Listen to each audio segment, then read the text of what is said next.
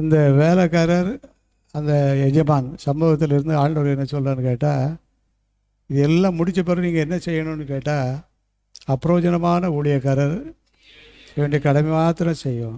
இதை தான் நமக்கு திவ்ய சுபாவமாக இன்றைக்கி எடுத்துக்கிட்டோம். நாங்கள் அப்பிரோஜனமான ஊழியக்காரங்க, செய்ய வேண்டிய கடமையை அப்பா எவ்வளோ வேலை எங்களுக்கு வச்சுட்டு போயிட்டாங்க, எவ்வளோ வேலை செஞ்சுக்கிட்டு இருக்கோம், இந்த வேலையை என்னை விட்டால் வேறு யாராலும் செய்ய முடியாது, செய்ய முடியாதுன்னு சொல்லி நம்மளை பெருமையாக என்ன செய்ய வேண்டாம், பேச வேண்டாம். ஆனால் ஒன்று சொல்லணும், என்ன சொல்லணும்னு சொன்னால், அப்பிரோஜனமான ஊழியக்காரர் நாங்கள் செய்ய வேண்டிய கடமை மாத்திரம் செய்யும்.